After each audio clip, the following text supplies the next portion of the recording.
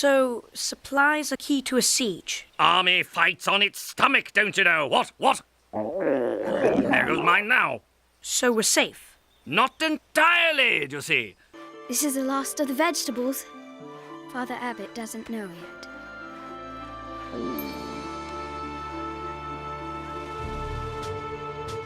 Our repairs are complete.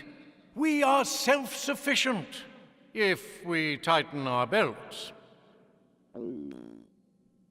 And with good judgment, we will see the day.